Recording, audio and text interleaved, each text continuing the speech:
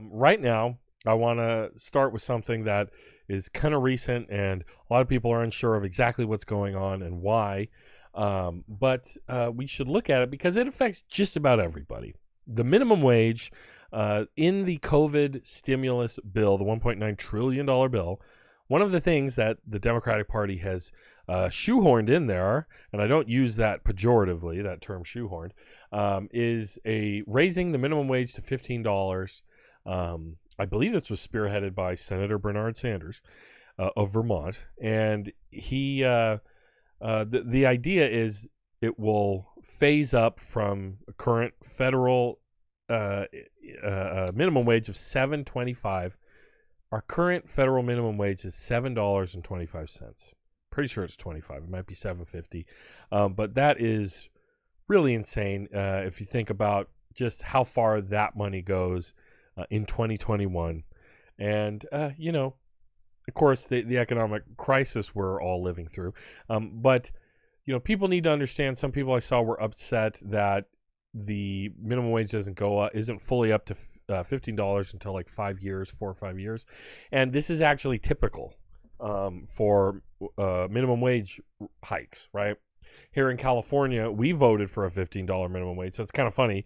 Here in California, we're going to well be at the $15 minimum wage before everybody else. We might be already, but it phased up over the years too, like 12, 13, or 13.50, and then 15. Okay.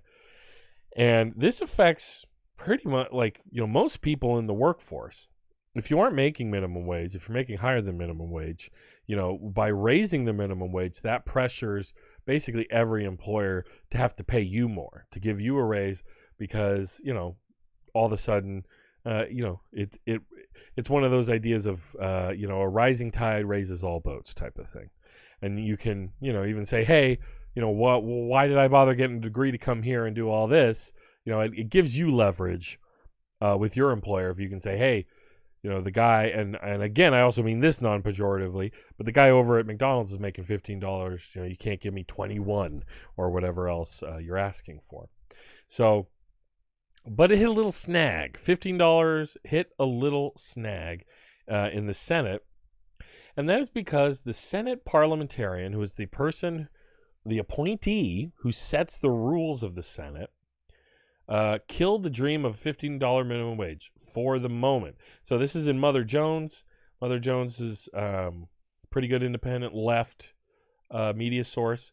But, the whole idea that the parliamentarian has completely just destroyed the fight for 15. Not the case, guys. Like there's a few things. The Democrats, we're going to go over them. The Democrats can just fire the parliamentarian. Republicans did it. The vice president, who's the president of the Senate, Kamala Harris, she can just override the parliamentarian. The Congress has only had a parliamentarian since like the 30s, and really it's like a what's the word I'm looking for? It's an appointee who is basically given work that the vice president would do otherwise. They decide they're the president of the Senate, but delegates it. That's what I'm looking for. Delegates that stuff. So they have decided for whatever reason, this isn't quite attached to, or this doesn't quite work under the auspices of the stimulus bill. The Democrats are trying to pass it through budget reconciliation, the stimulus bill, which only requires 50 or, a simple majority, 50 votes of the Democratic senators, and then Kamala Harris passes the tiebreaker. And here we see that the parliamentarians decided this, but this is really just a temporary thing. And we're going to see basically how the Democrats handle this. It's going to tell us a lot about what we can continue to expect from the Biden administration.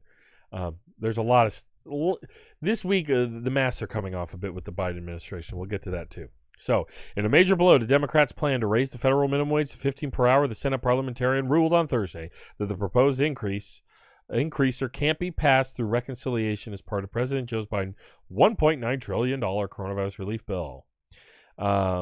see, it's possible for Vice President Kamala Harris, as president of the Senate, to overrule the parliamentarian, but the White House, along with crucial moderate Democrat Senator Joe Manchin, refuses to pursue that option. The next steps are unclear. Senate Majority Leader Chuck Schumer will either have to omit the wage increase from the bill or try to find a way to rewrite it to meet the Senate's parliamentary rules. And, here's Ari Berman. He's a fantastic reporter for Mother Jones. I really recommend you go follow him on Twitter. 67% of Americans support raising the minimum wage to $15 an hour, but it can be filibustered by 41 GOP senators, representing just 21% of the country. This is why we need to abolish the filibuster he's talking about. So, the interesting thing about this is that we now have, here's two examples from the Biden administration of they have the power to do something and they're acting like they can't or they won't. Or they're acting like they can, but really they won't. This is one example, and the other is student loan debt. Joe Biden, with an executive order, with the stroke of a pen, could erase as much student loan debt as he wants, whether it's $10,000 or $50,000 as has been proposed. But he just says, "Oh, I don't think I can. I don't believe in it. I'm not going to do it." And he just, okay. So it's not that you can't, it's just that you won't. And now we see this. Kamala Harris can at any time just decide, no, this is fine. This will work as reconciliation, as a budget bill. We'll do it. But they're not.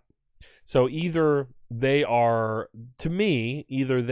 kind of positioning like, oh, look at what we are trying to be, austere and respect the sacred institution of the Senate and all this, gobbledygook that they like to, harp on and repeat like mantras, really empty mantras, I would say, because we all know if the Republicans are in power, they're going to do whatever they can and have done whatever they could to increase their power and squash whoever gets in their way.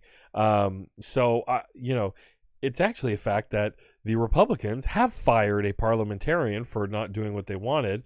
So check this out. And I'm glad to see there are progressives now in the House and perhaps in the Senate who are basically playing hardball. They're playing the same type of game. But for better reasons, as we're about to see. Check this out. Some Democrats want to fire the Senate parliamentarian who scuttled $15 minimum wage plans. It's been done before. I believe Ilhan Omar of the Squad was one of them. As Democrats sought to use budget reconciliation to keep Republicans from filibustering a minimum wage increase in the Senate, the decision on whether to allow the measure to be fast-tracked inside a proposed coronavirus relief package fell to one woman, the unelected, nonpartisan Senate parliamentarian. Her name is Elizabeth McDonough. That's her there with Mike Pence back in the day. But at least one lawmaker called for an even more radical solution, firing the Senate's referee. Abolish the filibuster, replace the parliamentarian, Representative Ilhan Omar said in a tweet Thursday.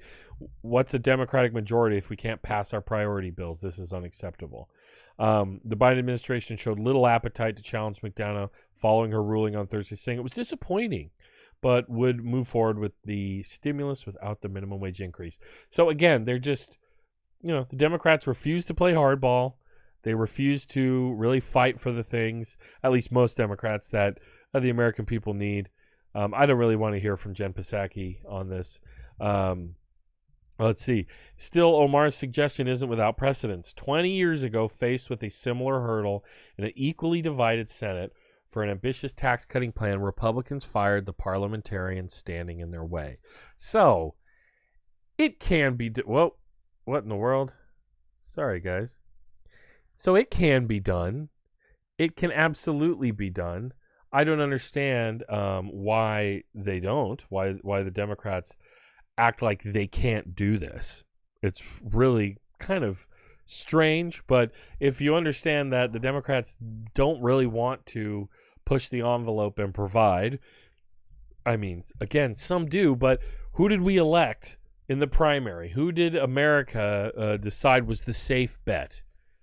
Joseph Robinette Biden, right? The guy who, praises the Senate. He's a longtime senator, a machine politician who would always talk about how great he's an institutionalist. He loves the institution of the Senate, a very conservative institution which gives outsized power to Republican states.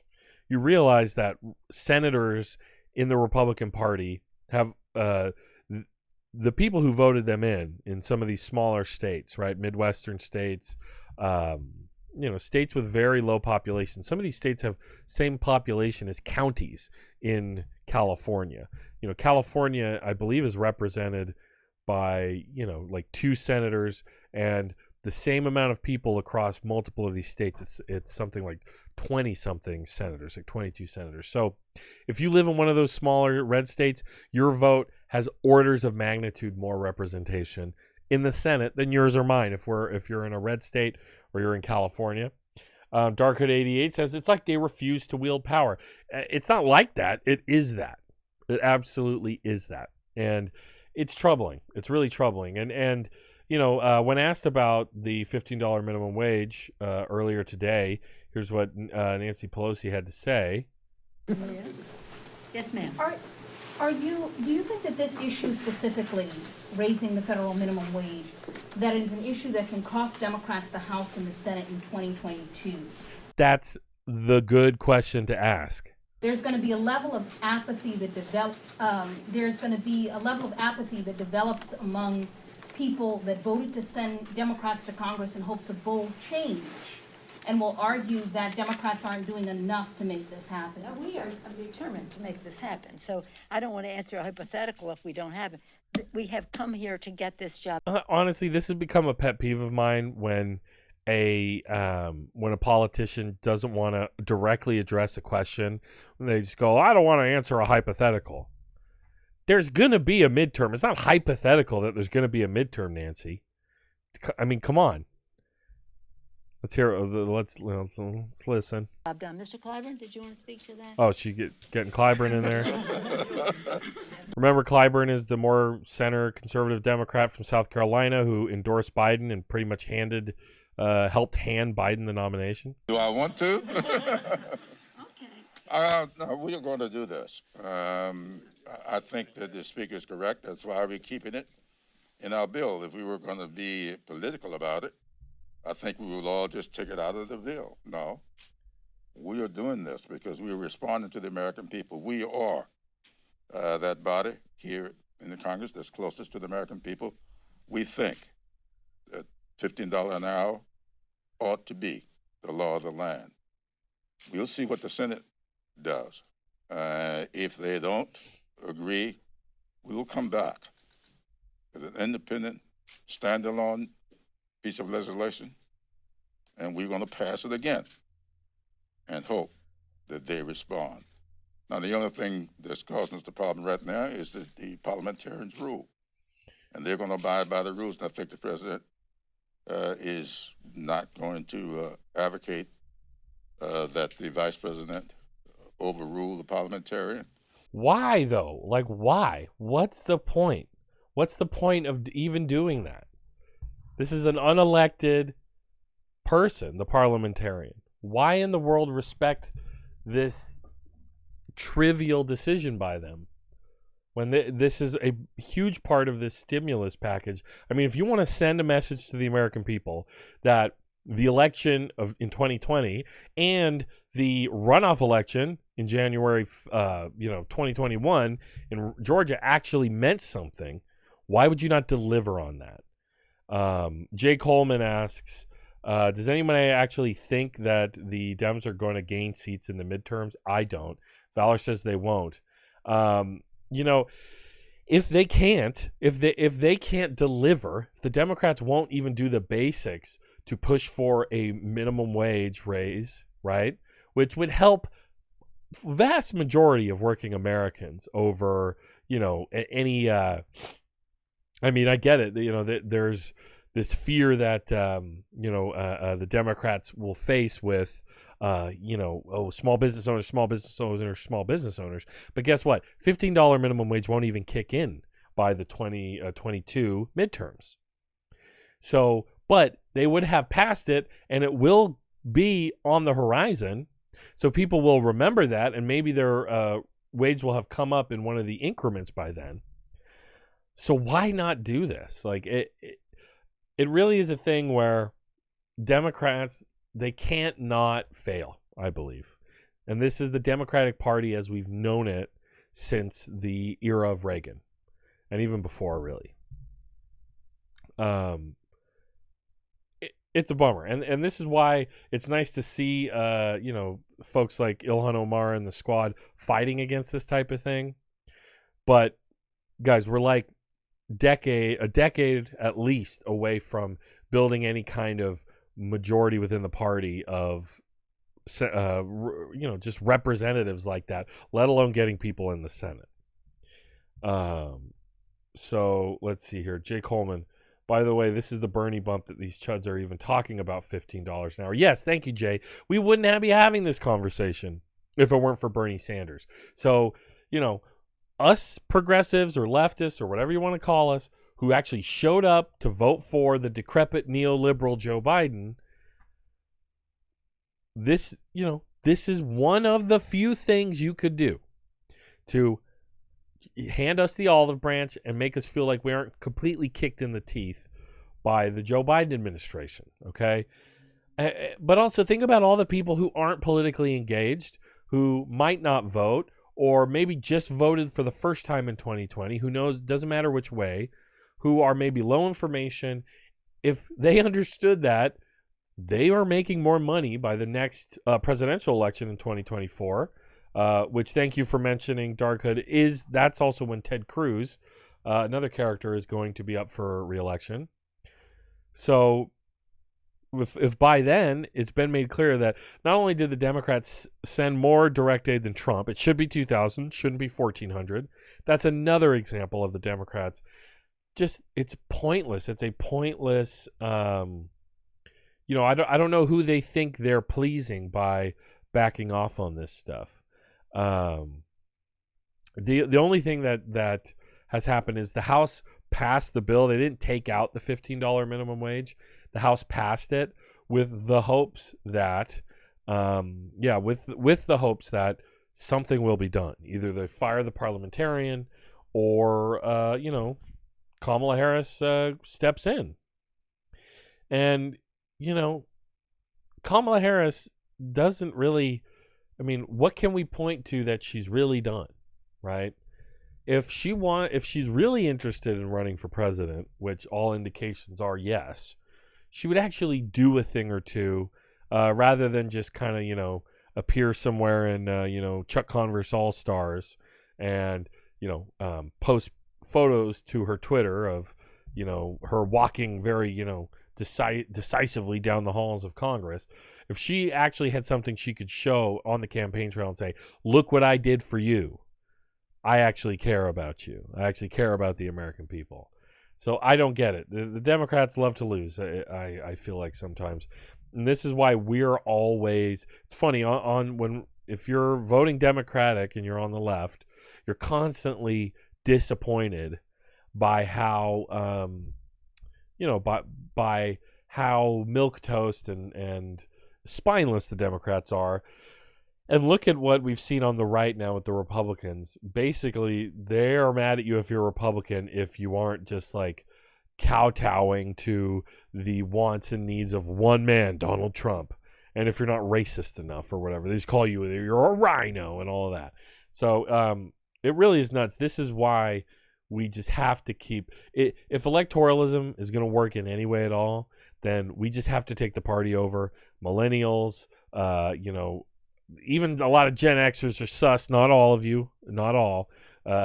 Some are very good people, I'm sure. But, we just need to take the party over. Nancy Pelosi has claimed she's going to retire after this term. Hopefully, maybe, or after Joe Biden's first term. We'll see. But, folks, now's the time to organize. Now's the time to, if there is a centrist Democrat representative in your safely blue district or even a swing district, try to find a progressive candidate. Consider running yourself. Think who could do this job better, right? So What do you guys think about all that? Why don't you let me know in the comments? Like, subscribe if you haven't already. I know most of you have liked and subscribed, but please, if you want to help the channel, you can like and subscribe or share the video. I clip these throughout the week, right? So when you see things come up, conversations we've had, things we've looked at, and you enjoyed it, let other people know. Share a link. Doesn't hurt.